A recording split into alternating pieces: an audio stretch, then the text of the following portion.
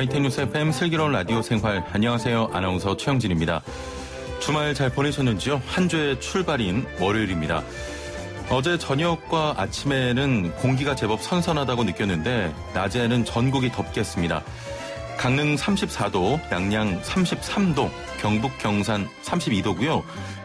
서울은 28도인데요. 습도가 높기 때문에 체감상 기온은 더 덥게 느껴질 거라고 합니다.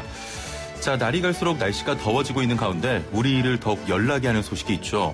바로 어린아이들을 상대로 벌어지고 있는 아동학대 소식입니다. 경남 창녕에서 발생한 9살 딸 학대 사건의 피의자죠. 계부에 대한 영장 심사가 잠시 후 오전 11시부터 열린다고 하는데요. 이 새아빠는 잘못했으니 선처해달라는 말을 했다고 해서 다시 공분이 일고 있습니다. 정부가 잇따르는 아동학대 사건을 계기로 취약 전 아동에 대한 아동학대 전수조사에 나선다고 합니다. 최근 이런 사건들의 가해자인 부모들 왜 그랬냐고 물으면 아이가 말을 안 들어서 그랬다. 훈육을 그 이유로 내세웁니다. 훈육과 학대를 구분 못하는 부모들, 여러분은 어떻게 생각하십니까? 오늘도 의견 받으면서 진행해 보겠습니다. YTN 뉴스 FM 슬기로운 라디오 생활 지금 바로 출발합니다.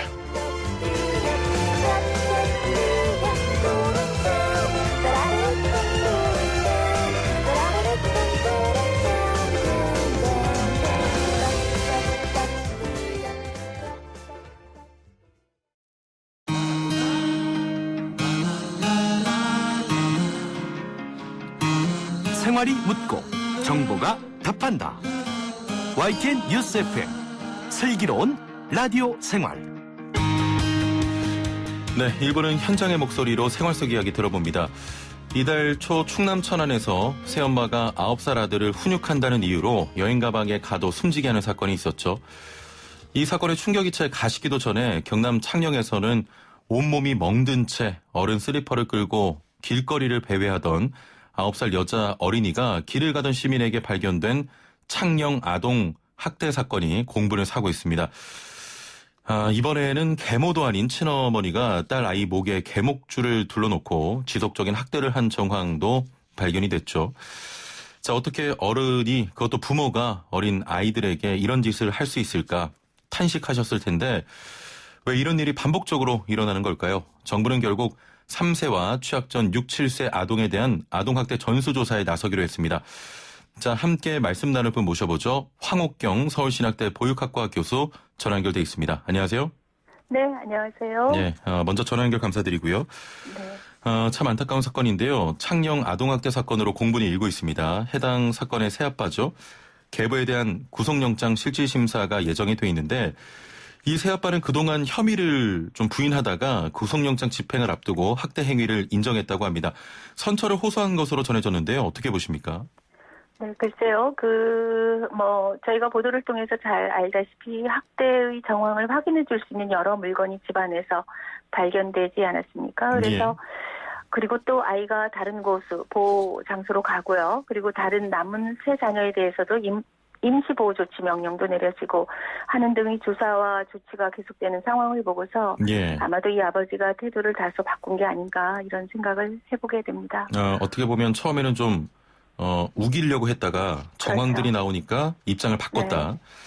아마 그렇지 않을까 싶고요. 이거는 당연하게 부모가 할 수 있는 거 아닌가 이런 인식의 주장을 좀 하고 싶었지 않았을까 싶습니다. 그렇군요. 네. 학대 행위를 가했던 그 가해 부모님의 가해 사실이 밝혀지면 학대가 아니라 이건 훈육을 위한 체벌이었다 이런 주장한다면서요? 다수가 그렇죠. 많은 부모들이 학대 사실이 밝혀지면 체벌을 자녀 훈육을 한 방법으로 사용했다고 주장하는데요. 사실은 이러한 인식이라는 것이 체벌이라는 것이 학대 행위 자체를 잘못한 것으로 생각할 수 없게 합니다. 부모들은 체벌이 폭력적 행위이고 또 곧 학대가 될 수 있다는 것을 반드시 인식해야 할 텐데요. 제가 한번 예를 들어 설명을 드리고 싶은데요. 우리가 흔히 생각할 때 가정폭력, 부부 간의 폭력 등 어른들 간의 폭력적 행위에 대해서는 하면 안 된다 이런 인식이 좀 널리 퍼져 있는 게 사실이지 않습니까? 그런데 유일하게 자녀들에 대해서 혹은 아동에 대해서 폭력을 행사하는 것을 훈육의 수단으로 이해하는 것 자체가 어른들이 아동을 대하는 태도가 일관된 것이 아니죠. 어른과 마찬가지로요. 그래서 대부분의 어른들이 사람과 관계를 맺는 방식과 태도에 대해서 아동에 대해서는 이중적 태도를 갖고 있는 것을 알 수가 있는데요. 이러한 우리 사회의 인식은 정말 하루빨리 개선이 되어야 할 것입니다. 예. 아이를 하나의 인격체로 보는 게 아니라 본인의 소유물로 보는 그런 인식이 좀 있는 겁니까? 그렇죠. 저희가 그동안 연구하면서 인격체로 예. 죄송합니다. 예, 괜찮습니다. 예. 네네. 이 재난 문자 때문에 그런데요. 죄송합니다. 그 아이들이 본인이 출산을 했다고 해서 부모에게 예속된 존재가 아니다. 내가 마음대로 해서 아이를 키울 수 있는 게 아니다. 이런 주장들이 그동안 계속되어 왔죠. 그리고 어른들과 마찬가지로 인격을 소유한 개별적인 존재다. 이렇게 인지해라. 이렇게 얘기하는데요.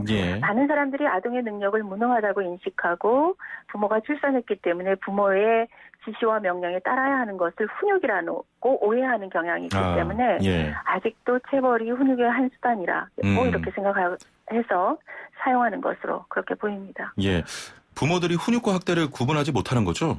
그렇죠. 예. 네. 자, 이런 아동학대 문제가 계속 좀 반복되는 이유, 부모들이 훈육과 학대를 구분하지 못하는 데서 오는 것 같은데 재학대의 위험도 있잖아요. 그렇죠. 네, 어떻게 보십니까? 이 재학대 얘기만 나오면 저는 정말 가슴이 아픈데요. 재학대라는 것은 학대받은 경험을 가진 아이의 전체 10%가량이 되는데요. 그 수가 무려 2,000명에 달하죠. 학대 경험을 가진 아이조차 보호를 받지 못하는 상황이라고 볼 수가 있는데요. 이 재학대 통계라는 것 자체가 우리나라 아동보호 서비스 체계가 사후관리라든가 사후지원 혹은 사후보호체계가 보완되어야 한다는 것을 말해주는 통계입니다. 물론 이 사후관리나 사후지원을 위해서는 여러 인력이 투입이 되어야 하고 재원도 현재 부족한 상황이고 그리고 아동보호 서비스를 하는 과정에서 이 관련 기관 간의 연계도 부족한 상황인데요. 이러한 빈 허점들, 빈 공간들이 하루빨리 메워지는 그런 정책의 보완이 필요하다고 생각합니다. 아동들의 학대 피해를 막기 위해서 초등학생 이상의 경우에 장기 결석생에 대한 전수조사가 시행돼 왔지 않습니까? 네. 최근에 그 코로나19로 인해서 출석하지 않은 날이 길어지면서 아동학대 사실을 적발하기도 좀 어려워지고 또 그만큼 숨겨진 피해 아동도 많을 것이다. 이런 의견도 있는데 영향이 있겠습니까?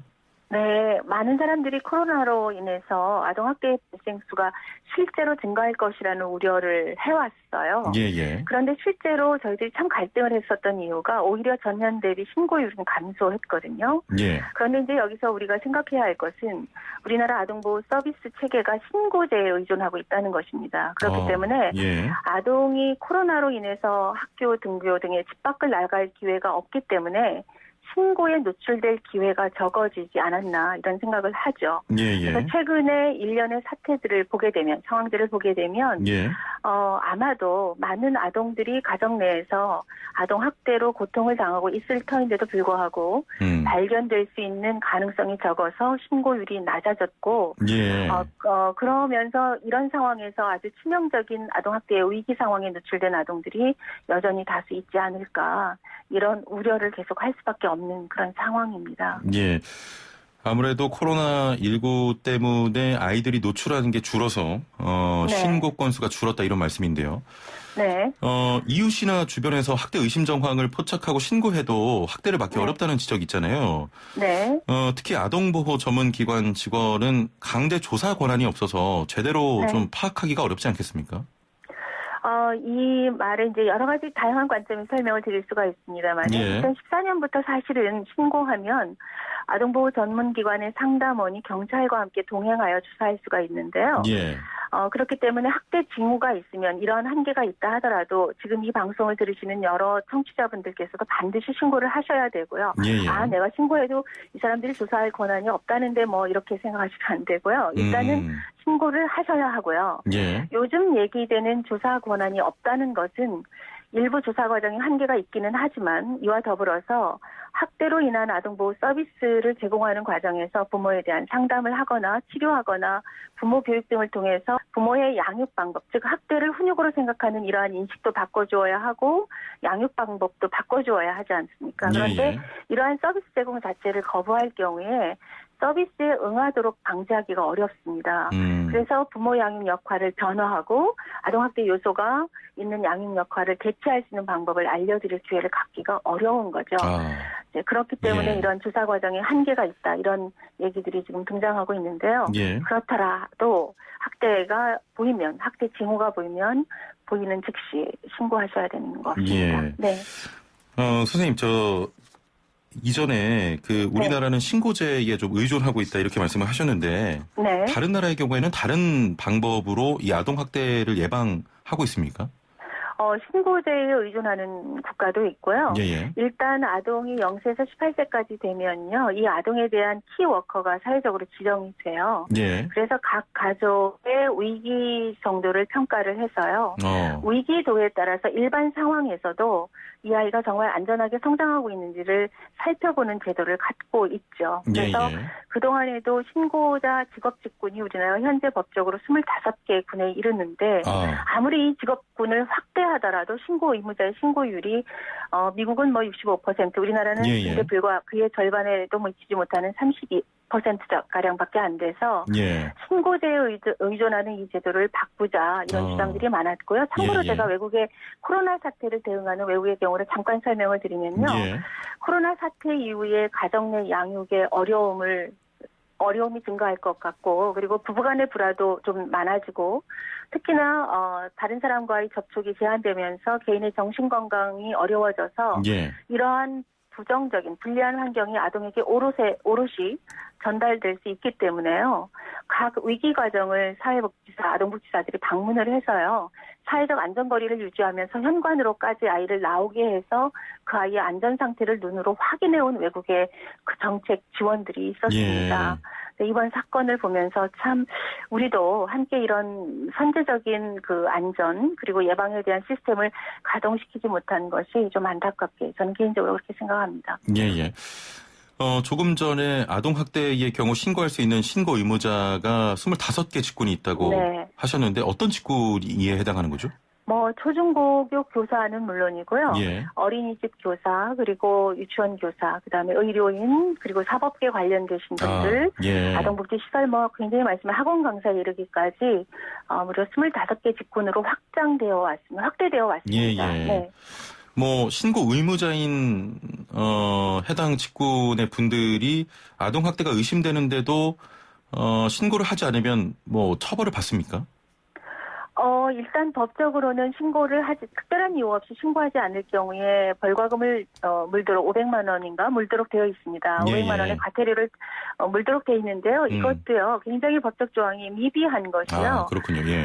본인이 소속한 직장의 장과도 연관이 되기 때문에 예를 들면 우리 반 아이가 아동학대에 당했는데 유치원 원장님의 경우에 원장님 우리 반 아이 어떻다 이렇게 얘기하면 원장님이 대외적인 이미지 이런 거 생각해서 신고하지 못하도록 교사에게 암묵적으로 얘기를 한다면 나중에 이 벌과금을 누구에게 지불할까의 문제도 굉장히 문제가 되거든요.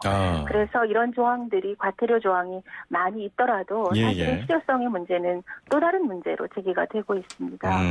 법이 좀 미비하다. 그렇죠. 그리고 아이가 학대 징후가 보여도 기관의 대외적인 이미지라든가 이런 것들 때문에 사실 신고하기를 꺼리는 경우가 굉장히 많이 있습니다. 그렇군요. 애플리케이션 채팅창으로 REN 쓰시는 분께서는 고교 교과 과정에 부모 교육을 반드시 시켰으면 한다 이런 의견 주셨고요. 1345번님께서는 훈육인지 학대인지 구분 못하는 경찰관이나 아동보호기관 관계자들의 판단력도 문제 아닌가요? 이렇게 또 질문하셨는데요. 어떻게 보십니까? 글쎄요, 우리 사회가 그동안 가지고 있었던 훈육의 방법, 체벌이 아주 주요 수단이라고 얘기를 했는데요. 아동보호 전문기관의 관련 상담원들은 훈육과 아동학대를 구분하는 명료한 평가 지침을 가지고 있기 때문에 그러한 갈등과 혼돈은 좀 적을 것이라고 생각하고요. 다만 우리나라에서 지금 아동보호 서비스 체계가 시행된 지가 20년이 됐습니다. 2000년도부터 시작이 됐는데요. 제도적으로요. 예. 그런데 그 과정에서도 심지어 경찰이나 사법당국 그리고 특히 이제 의사들이 굉장히 아동학대를 발견할 수 있는 중요한 직업군에 속하는 사람들입니다. 예. 근데 그들조차도 아동학대에 대한 인식의 수준이나 이런 것들이 좀 차이가 있어서 초기에는 어려움을 많이 좀 겪었는데요. 지금은 다양한 전문가 집단을 대상으로 한 교육을 통해서 그 간극은 많이 줄여나가고 있는 것으로 저는 그렇게 이해하고 있습니다. 예, 네. 알겠습니다. 정부에서 만 3세 그리고 6, 7세 아동들에 대한 전수조사를 시작하기로 했습니다. 네. 경찰과 지자체 아동보호 전문기관이 합동 점검팀을 구성해서 점검한다는 방침인데 실효성이 있겠습니까? 참, 이 제도, 이 실시 방법 자체의 보도를 보고도 제가 굉장히 안타깝게 생각을 했습니다. 이를테면, 예. 전수조사라는 거는 3세 미만 아동을 키우는 모든 부모가 학대의 의심을 받거나 가능성의 부모로 생각된다는 것이죠. 예. 이런 상황에서 이 부모들이 어떻게 이 상황을 받아들일 것인가 이런 생각을 좀 했고요. 그래서 논란의 여지가 좀 있을 것으로 보고요. 예. 제 개인적인 생각으로는 말씀드렸듯이 지금 이 상용 아동 같은 경우도요. 예. 4세부터 6세까지 의탁 가정에서 성장했어요. 이거는 흔한 경우는 아니죠. 그리고 일반 가정의 아이가 경험할 수 있는 경험치는 아닙니다. 예. 그리고 형제 자녀 수가 4명에 이르러요. 그런데다가 부모들의 연령은 좀 낮은 편이죠. 자녀 수에 비해서요. 예. 그리고 또 이사를 했어요. 그렇다면 이 아이 같은 경우는 얼마든지 주요 보호를 필요로 하는 아동군에 들어가 있어야 하거든요. 근데 이런 아동들이 빠져 있었다는 겁니다. 우리가 한번 생각해 보세요. 3살까지는 엄연하게 나를 낳아준 부모 밑에서 자라다가 4살부터 6살에 다른 가정에 가서 자라다가 다시 우리 집에 왔는데 우리 집에서 우리 부모님이 나를 학대한다. 저는 이 아이가 경험했을 그 지난 몇 년간의 양육 경험이 이 아이의 인생에 어떻게 작용할까 굉장히 안타깝고 정말 마음이 아프거든요. 그래서 이러한 위기 수준이 좀 도드라져 보이는 아이들에 대한 정말 꼼꼼한 점검 그리고 보호 조치 이런 것들이 약간 단계별로 이루어져야 하는 게 아닌가 이런 생각이 들고요. 한꺼번에 전수조사를 준비하기 위해서 시간을 소비하기보다는 위기 집단을 먼저 우선적으로 파악하셔서 그 집단부터 조사를 시작하는 것이 마땅하지 않겠는가 그런 생각을 해봅니다. 네. 지금 교수님 말씀은 전수조사보다는 좀 기준을 명확히 설정해서 위험성 있는 가정을 선행 조사를 해야 된다 이런 말씀이신 겁니까? 그렇죠. 예. 알겠습니다. 정부에서 아동학대 방지를 위해서 학대아동 그 분리 보호에 대해 논의한다고 하는데요. 문제가 되는 부분은 아동 그 보호기관의 정원이 지금도 좀 부족하다는 겁니다. 실제로는 어떻습니까? 네, 지금 현재 72곳에서 7명의 아동이 교사 4명에 의해서 보호를 받고 있습니다. 그래서 발생 수에 비해서는 이 시설의 운영이 턱없이 부족하고 또 인력도 부족한 것이 사실이죠.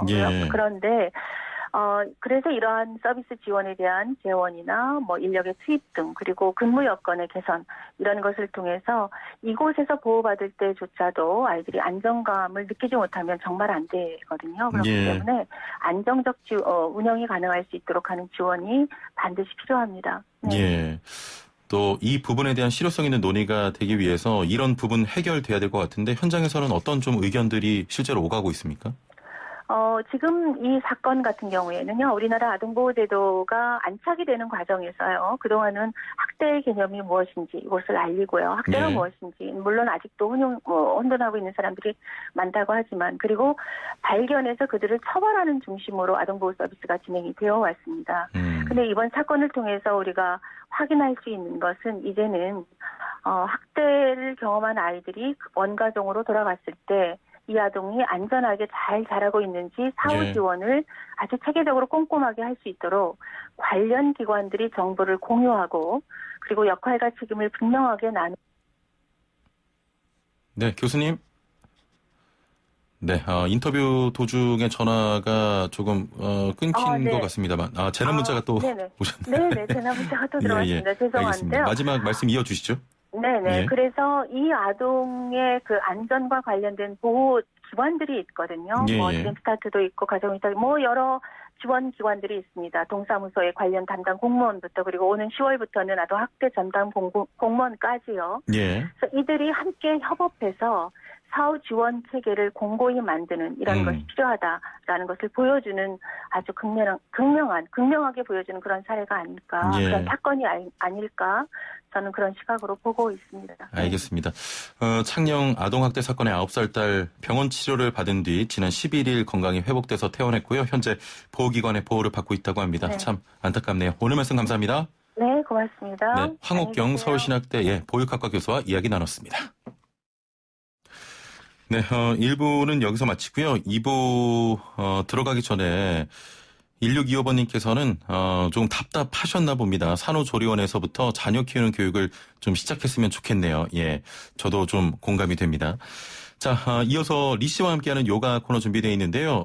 저희가 사전에 녹화를 해서 이 동작을 영상으로 띄워드리고 있습니다. 예, 지금 그냥 듣고만 계신 분들은 YTN 라디오 애플리케이션 혹은 유튜브 통해서 지금 요가 동작 함께 따라해 주시면 좋을 것 같습니다.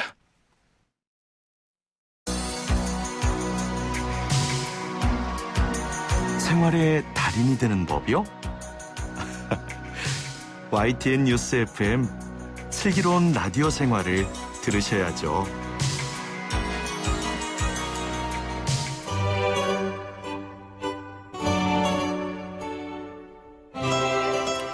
생활의 달인이 되는 손쉬운 방법 YTN 뉴스 FM 슬기로운 라디오 생활과 함께하는 건데요. 매일 3분씩 건강한 자세의 달인이 되는 시간입니다. 리 씨와 함께하죠. 안녕하세요. 나마스테. 왜 시작부터 웃으세요? 이거 멘트 하는데 지금 웃음 터질 것 같아가지고. 아니 오늘 자세를 아무리 생각해도 형진 씨한테 너무 필요할 것 같아요. 도대체 어떤 자세기? 아니 안 필요한 동작이 있었습니까 지금까지? 아니 항상 필요했지만 오늘 자세만큼은 정말 필요할 것 같아서 갑자기 웃음이 막 터져 나오더라고요. 어떤 동작이길래 그래요? 여러분 바로 오늘은요. 엉덩이 처진 분들을 위한 백킥. 잠시만요. 제 엉덩이만 보셨습니까? 아닙니다. 그렇진 않지만 그냥 느낌 팍 오거든요. 정확합니다. 제가요 사실 엉덩이에 탄력이 없어요. 그렇죠. 이게 나이가 들면서 중력 때문에 얼마나 들었다고 모든 살이 다 처질 수밖에 없습니다. 그리고 또 계단 많이 안 오르락 내리락 하시는 분들 거의 다 앉아서 일하고 엘리베이터 타고 또 차로 이동하니까 그렇죠. 걷기 운동이 평소에 이제 부족하신 분들 많죠. 이런 분들을 위해서 백킥이라는 자세 준비했는데요. 빨리 좀 소개해 주세요. 네, 바로 소개해 드릴게요. 네, 오늘 자세도 일어서서 진행을 해볼게요.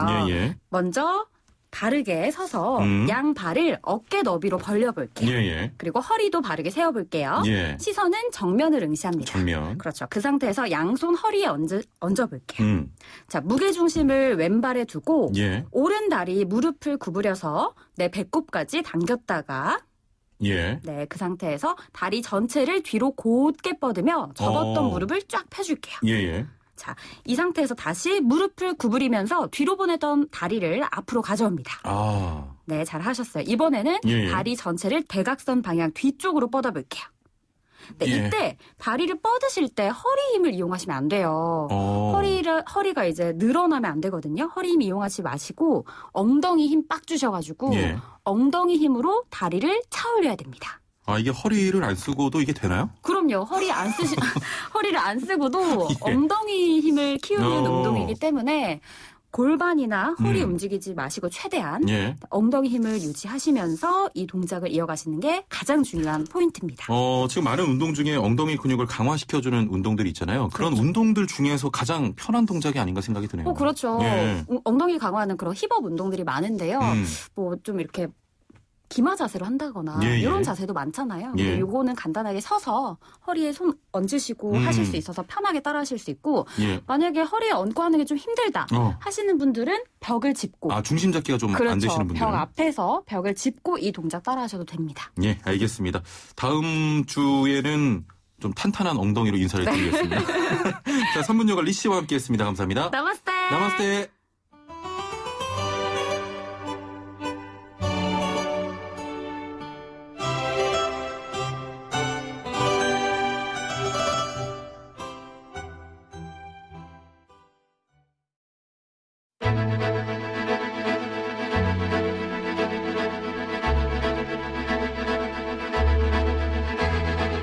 구석구석 알찬 정보들을 모아 지혜로운 생활로 인도합니다.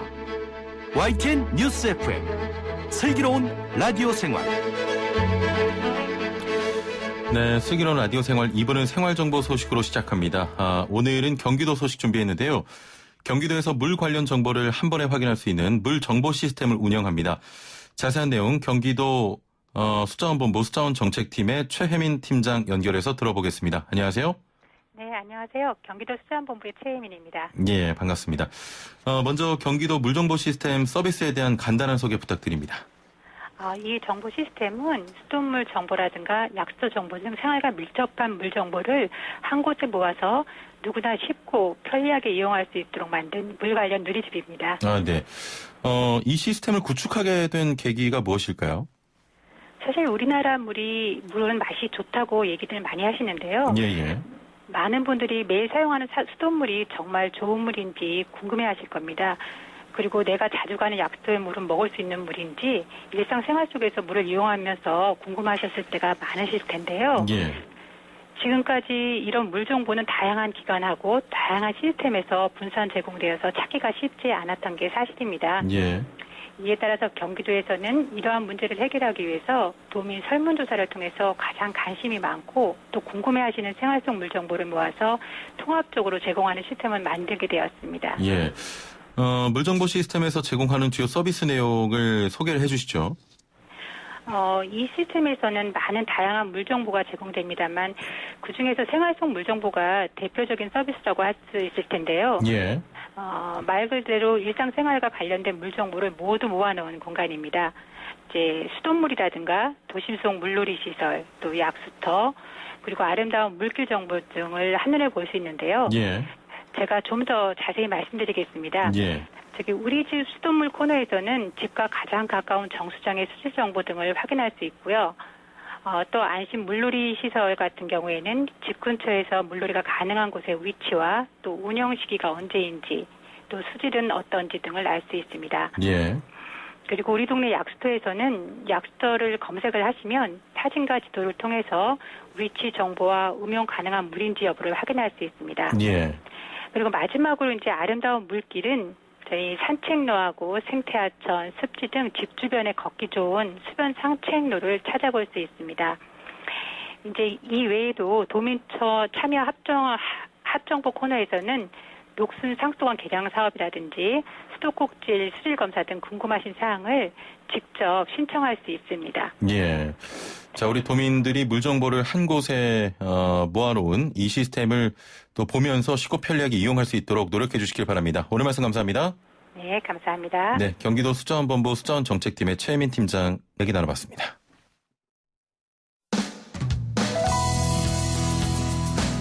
슬기로운 라디오 생활 2부에서는 건강, 세금, 자동차, 부동산, 노동 분쟁까지 생활 속 궁금증과 상식들을 속 시원하게 풀어보는 상담실이 마련됩니다.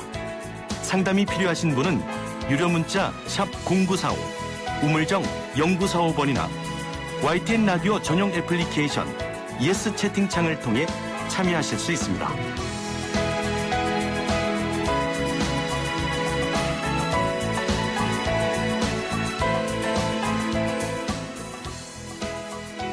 자, 매일매일 각 분야 전문가들과 함께 생활 속 다양한 궁금증 해결해 봅니다. 부동산이 가계 자산의 대부분을 차지하는 우리나라, 은퇴 후 현금 흐름을 막기 위해서는 적절한 분산 투자가 필요한데요. 어떤 방법들이 있는지 자세히 알아봅니다. 자, 오늘의 주제와 함께 은퇴 후 생활과 관련된 궁금증 뭐든지 질문 보내주시길 바랍니다.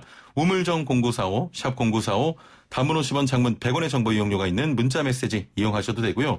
스마트폰 사용하시는 분들은 YTN 라디오 애플리케이션 이용하시면 보이는 라디오와 실시간 댓글 참여까지 한 번에 참여하실 수 있습니다. 자, 그럼 오늘 함께 말씀 나눌 전문가 모셔보죠. 미래에셋 은퇴연구소 김동엽 상무와 함께합니다. 안녕하세요. 네, 안녕하십니까. 예, 은퇴 후 금융 상담 많은 분들께서 좀 기다리고 계실 텐데 사실 은퇴 후에 어떻게 살아야 할까 막막하신 분들 참 많으시잖아요. 그렇죠. 아직 경험해보지 않은 거니까. 그렇습니다. 네, 불안함이 많죠. 예. 우리나라 그 가계 자산 구조 보면 금융 자산보다는 비금융 자산의 비율이 높습니다. 특히 이 부동산에 자산을 집중하는 경향이 적다고 할 수 없는데 어떻습니까?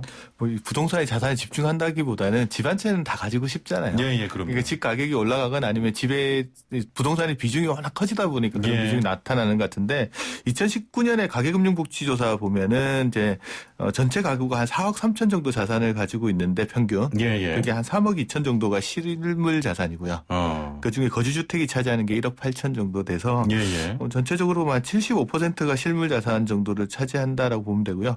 저희 연구소에서 지난해 연말에 직장인들만 대상으로 한번 50대 분들 대상으로 한번 조사를 해봤더니 전체 평균 가계 보유 자산이 한 6억 6천 정도 나오고요. 그중에 한 72%가 부동산이었습니다. 근데 부동산 중에서 주거주택이 차지하는 게 한 4억 2천 정도 돼서 전체 자산의 주거주택 차지 비중이 한 64% 정도 나오는 걸로 나왔습니다. 이 정도면 부동산의 비율이 좀 높다 이렇게 볼 수 있겠죠?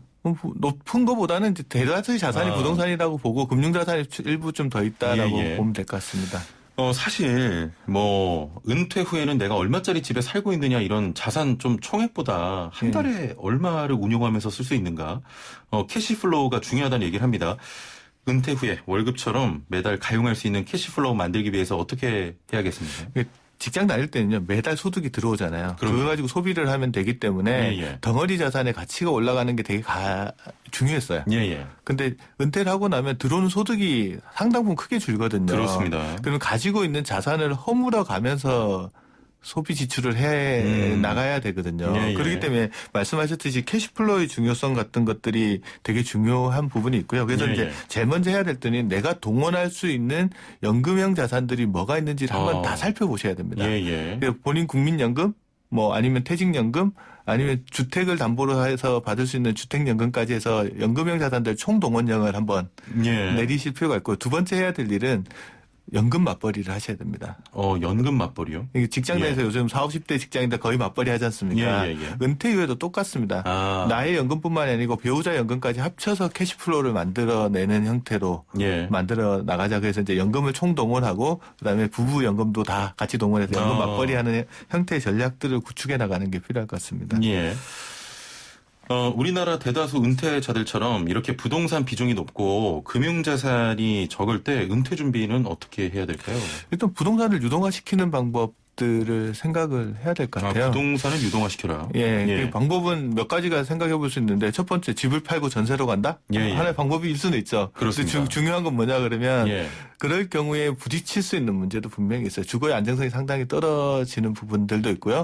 그리고 또 판 자산의 가격이 올라갔을 때 그 정신적으로 받는 고통도 상당할 수 있기 때문에 그것 때문에 함부로 그런 것들을 할 수는 없고 자기 살고 있는 집의 가치를 지키면서 생활비도 마련할 수 있는 방법들을 한번 고안을 해봐야 되거든요. 그 대표적인 방법이 자기가 살고 있는 집을 담보로 맡기고 연금을 받는 형태의 주택연금 같은 제도가 있습니다. 그래서 그거 관련돼서 이제 한번 고민을 해봐야 되는데 주택연금도 이제 자녀들하고 갈등이 있어요. 어떤 갈등이 있습니까? 아들 입장에서는 아들, 딸 입장에서는 이 집이 부모님 돌아가시면 자기 집이라고 생각을 하는데 부모님 입장에서는 그렇게 해주고 싶다라고 하더라도 한 60대 때 은퇴생활 시작해서 한 70세가 넘어가시면 현금 자산이 거의 다 떨어지거든요. 그럼요. 과거에는 이 시점에 뭘 했냐 그러면 내가 집을 물려줄 테니 네가 나를 모셔라라는 식으로 일종의 가족 간의 협의가 이루어졌는데 수명이 늘어나다 보니까 이게 안 돼요. 70세 이후에도 100세 시대라고 그러면 30년 가까이 살아야 되는데 자녀가 3, 40년을 부양하기도 만만치가 않고. 그렇습니다. 자기들도 생활을 해야 되는데 부모님 모시기도 힘드니까 이 부모님이 가지고 있는 집 아니면 내가 가지고 있는 집을 유동화시키지 않으면 자기도 힘들어지고 자녀도 힘들어지는. 그렇죠. 그 과정에서 이제 갈등이 나타나는 부분들이 있어요. 그래서 이제 실질적으로 주택연금 상담 받으러 가시는 분 중에 고충을 호소하는 게 뭐냐면 나는 이거 받고 싶은데 아들이 반대한다. 그렇죠. 물려받아야 되는데. 맞습니다. 특히 딸이랑 아들이랑 같이 주택연금을 받으러 가면 딸보다 아들이 더 많이 반대한다는 이야기도 있어요. 그렇습니까? 그래서 사실상 이 부분에 대한 것들은 가족 간에 좀 허심탄회하게 이야기할 필요들이 있는 것 같습니다. 그렇군요. 요즘 서울 아파트 구매자의 절대 다수가 30대라고 하고요. 갭 투자도 30대 인기 재테크 수단이 됐습니다. 젊었을 때부터 자산을 좀 늘리기 위한 투자는 좋지만 대출이자 무시할 수 없잖아요. 부동산 중심의 자산 늘리기가 괜찮습니까? 뭐 지금까지는 뭐 틀렸다고 할 수는 없는 것 같아요. 예. 지금까지 계속 부동산이 상승 국면에 있었으니까 그렇다라고 볼 수 있는데 솔직히 부채가 늘어났을 때 이제 고통스러운 건 언제냐 그러면 이 부채 저당 잡힌 삶을 살아야 되잖아요. 예. 자산 가격이 계속 올라가는 동안은 괜찮은데 이게 멈추거나 정체되거나 하락했을 때에 대한 대비는 별로 안 하는 것 같아요. 예. 특히나 이제 우리나라가 크게 보면은 소득이나 금리, 인구 수준 같은 게 부동산에 영향을 미치잖아요. 예. 전체적으로 소득이 늘어나고 있고 인구가 늘어나거나 가구 수가 늘어나는 구조에 있거나 금리가 떨어지는 구조에서는 부동산 가격이 계속 올라갈 여지들이 상당히 많은데 앞으로도 그럴 거냐. 인구는 계속 늘어날 거냐, 가구는 계속 늘어날 거냐라는 것도 한번 본인한테 물어보시면 더 잘 아실 거예요. 금리는 이제 거의 제로 수준에 가깝게 와 있는데 더 떨어질 데가 없는 상황에서 부동산 가격은 어떻게 갈까라는 것도 고민을 한번 해봐야 되고요. 그다음에 소득 부분들에 있어서는 자기의 소득 수준에 맞춰서 설계하거든요. 부채를 과도하게 많이 끼는 이유 중에 하나가 뭐냐면 금리가 너무 낮아지다 보니까 예전에는 대출 금리가 4%이면 1억을 대출받으면 연 400만 원 이자를 내야 되잖아요. 근데 금리가 절반 수준으로만 떨어지면 1억을 받을 수 있는 사람이 2억을 받을 수 있는 구조가 되거든요. 근데 그 과정에서 소득이 단절됐을 때 생길 수 있는 문제들도 한번 고민을 하고 자산 관리를 해야 되는데 그 부분에 대해서는 많이 신경을 안 쓰고 이제 자산 가격 올라가는 쪽만 쳐다보고 있는 것 같습니다. 제 이야기를 하시는 것 같군요. 대부분이 그렇습니다. 대한민국 대다수 직장인들이 은퇴 준비는 또 국민연금이나 퇴직연금 외에는 없을 것 같습니다. 뭐 방금 주택연금 말씀하셨지만 자녀의 불화도 있고요. 금액이 많고 적음을 좀 떠나서 일단 연금 수령하려면 60세 넘겨야 가능하지 않습니까? 뭐 거기 고정관념은 그런데요. 국민연금 원래 60세부터 받는데 이제 점차 늦춰지면서 65세까지 늦춰지고 있는 과정이고요. 올해 국민연금 받으시는 분은 58년 개띠 분들이 올해 국민연금 받기 시작하십니다. 근데 이거 정해진 나이는 그렇고요. 본인이 원하면 5년 정도까지는 당겨서 받으실 수 있습니다. 자기 수급 개시 연령보다는 한 5년 정도는 당겨받을 수 있는데 이 시기에 당겨받게 되면 연금액이 감액되는 부분이 있습니다. 1년 당길 때마다 6% 정도씩 감액되니까 5년을 당기면 한 30% 정도 덜 받는 거죠. 그러니까 빨리 받는 대신 덜 받는 방법이 있고요. 그다음 퇴직연금 같은 거는 55세 이후에 퇴직하면 그때부터 바로 수령을 가능하시니까 그거는 좀 감안하셔야 되고 주택연금 같은 경우도 작년까지는 부부 중 연장자가 60세가 넘어가야 가입을 할 수 있었는데 올 3월부터인가 바뀌어가지고 이제 부부 중 한 사람만 55세가 넘어가시면 신청해서 받으실 수 있게끔 바뀌었습니다. 알겠습니다. 3340번님께서는 국민연금을 좀 가능한 한 늦게 개시해라 이런 이야기 하더라고요. 70세까지는 어떻게든 근무를 해서 월 수입을 만들고 국민연금을 좀 늦춰서 받는 게 좋을까요 하셨네요. 그것도 하나의 방법이고요. 요즘 많이 선택하시는데 국민연금 제가 아까 당겨받을 때는 6%씩 매년 감액한다 그랬잖아요. 국민연금 수급 시기를 뒤로 미룰 수도 있는데 자기가 만약 65세 받으시는 분 같으면 1년을 뒤로 미룰 때마다 연금액이 7.2%씩 늘어납니다. 뒤로 가면 또 늘어나나요? 그러니까 5년을 늦출 수가 있는데 최장 그러면 한 36% 정도가 늘어나지 않습니까? 그렇군요.